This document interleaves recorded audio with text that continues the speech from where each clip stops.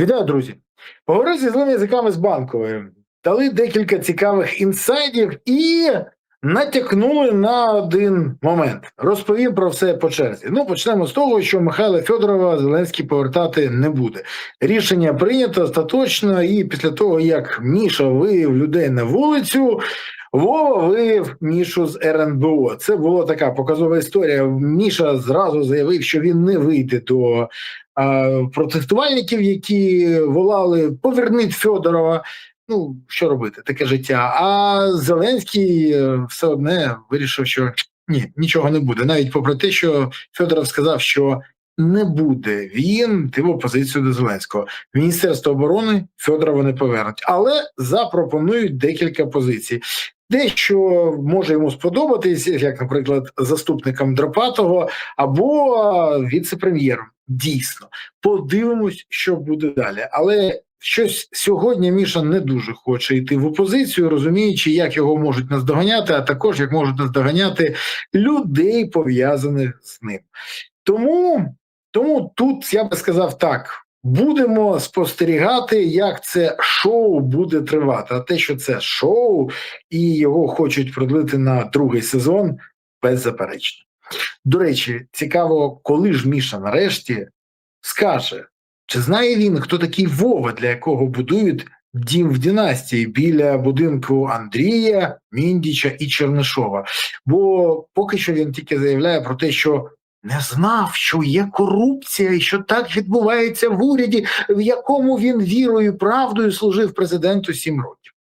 Це ж його цитати. Тому тут це смішно. А от тепер не смішно. Пам'ятаєте Сирського, якого зняли на тлі протестів? Так от, Сирського хочуть кудись притулити. Є 2 місця, куди його планують зараз, скажімо так, не тільки притулити, а відправити. Така історія для нього. Перше місце – це Сухопутка. Сухопутна академія у Львові. Друге місце – це служба зовнішньої розвідки. Так, я не жартую. Якщо ви скажете, да як же так, для головкома це ж пониження в статусі, і перше, і друге, краще б він йшов вже викладати. Може йти викладати, але хочуть або туди, або туди. Це цікавий кейс. І враховуючи деякі моменти, скоріш за все, це може стати служба зовнішньою розвідкою. Чому це небезпечно? Тому що лобіює його на цю позицію дехто екс-завгосп Офісу президента Андрій Єрмак. Саме туди намагається він прибудувати Сирського для того, щоб, по-перше, не треба було звільняти заступників попереднього керівника, який сьогодні керує ГУРМО, а йому там дуже комфортно. Якщо хтось забув, то він туди ходив як на роботу, намагаючись там десь притулитися теж. Не зміг. Але питання в іншому. Чи потрібен Сирський в цьому закладі? 100% він не розвідник. Він генерал, офіцер, як адміністратор ми бачили, який, якщо хтось хоче перетворити на службу зовнішньої розвідки на структуру, яка буде маршурувати і ходити по плацу, то тоді Сирського варто туди запустити. Але є декілька моментів.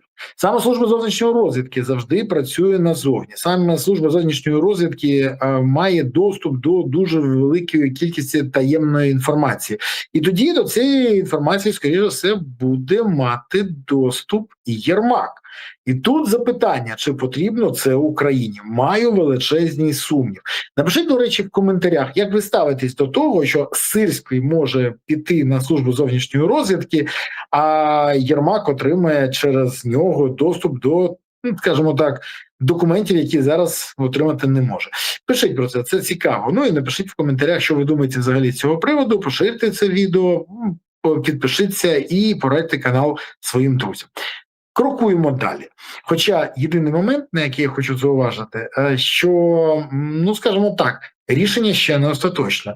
І є люди, які розуміють, наскільки це небезпечно для України. Тому сподіваюся ж таки, що Сирський відправиться спочатку до Сухопутної академії, а потім давати покази про все, що відбувалося в Скелі, в 225-му і в інших штурмових полках, які були особистою гвардією Сирського. Але це вже іншим разом поговоримо. До речі, є і добрі новини. Після заміни головкома змінився керівник ГУКу, Головного управління комунікації. Полковник Сенник, який займався тим, що моніторив, хто що поганого напише про Сирського в соцмережах, який займався неймовірною хернею, як казали його підлеглі, я з ними погоджуюсь на 100%, знаючи, про що йде мова, який любив поїздити за кордон, і, до речі, там є ще декілька моментів, сподіваюся, він вже дописав ту книжку, бо там теж є кейс дуже цікавий. Так от, він вже його пішли. Просто. Сподіваюся, що це теж ще не кінець, бо по ньому тут є окремий кейс, і згодом я його озвучу. А тепер найцікавіше. В Офісі президента отримали найновіші соцопитування. І там для Зеленського ситуація вкрай жахлива. Тож, перше, виборів в найближчий час не планується. Бо з тими результатами, які є там, Зеленський не виходить не лише в другий тур, а він взагалі програє майже всім в першому. Це, до речі, Володимир Олександрович зробив самостійно, перезавантаживши уряд. Як дофіга було його чіпати, незрозуміло, хоча заміна ніяк не покращила ситуацію, але призвела до політичної кризи, її поглублення, і багато чого іншого. Так от, ми ж знаємо, що зі всіх варіантів Володимир Олександрович завжди обере найгірший. Тут йому це вдається, як нікому іншому. Тому тут без здивувань. Перше, виборів не буде через те, що рейтинг Зеленського такий, що сьогодні, попри заяву Усіка, що він не йде в президенти, якщо Усік йде в президенти, Зеленський займає місце ниже Усіка. Так, перше місце Залужний, друге місце Буданов, третє місце Федоров, поки що, але потрохи починає здуватися. Четверте місце Усік, п'яте місце Володимир Олександрович. Але якщо ще пару таких чудових рішень, і навіть в першу п'ятірку не зайде. Але знову, це ж окрема історія. Далі. Для того, щоб відволікти увагу і підняти негайно підтримку і довіру до президента, почнуть лякати. Не знаю саме чим найближчим часом, але поки почали актуалізувати Білорусь. В Білорусі там вже зібрана спеціальна дивізія. В Білорусі тесі. Тож, скоріш за все, знову будуть лякати Білорусю, знову будуть лякати чимось ще. Але, знаєте, мене хвилює в цій ситуації інше. Зеленський знову демонструє свою безпорадність. І це ганебно, бо він заявляє, Росія знову наростила кількість виробів балістики, збільшила кількість виробів балістичних ракет. Мені приємно, що Зеленський нарешті став цікавитись, що відбувається на Росії. А коли він почне цікавитись тим, що відбувається в Україні, бо дуже хочеться дізнатися, по-перше, що там з 3000 ракет, які повинні були ще в 25-му році бути отримані Україною і вироблені саме в Україні. Бо про це він щось мовчить. От в 26-му році він повідомив, що Росія збільшує кількість балістики, виробництва. А у нас що? Він не хоче повідомити?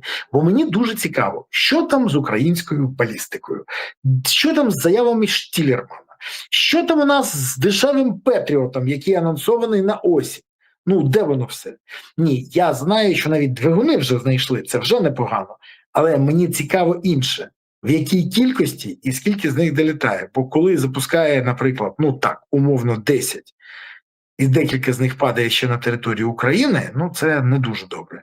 А якщо долітає одна, м'яко кажучи, ефективність під питанням. Хоча відосики і все інше вміють дуже ефектно запускати. Тож, як бачите, вибори більше не на часі для Зеленського.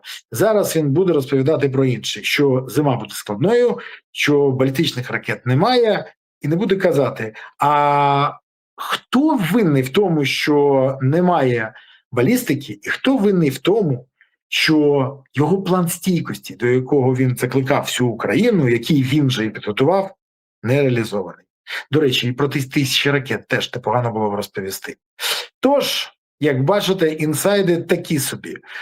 Єдина добра новина – це те, що Зеленський може нарешті переключитися з виборів на питання обороноздатності країни. Сподіваюсь, він це зробить. а не знову проігноруємо можливість. Дякую, що дивилися, дякую, що підписалися, поставили вподобайку, прокоментували і поширили відео. Окрема подяка за те, що підтримуєте канал і підтримуєте ЗСУ. За ЗСУ це окрема подяка. За те, що донатите на ЗСУ, приєднуєте з ЗСУ, допомагаєте ЗСУ. Бо ЗСУ – це єдина сила, яка є запорукою того, що Україна є майбутнє. Тож гуртуємося навколо потреб ЗСУ, щоб у України було гідне майбутнє. Дякую вам. Па-па.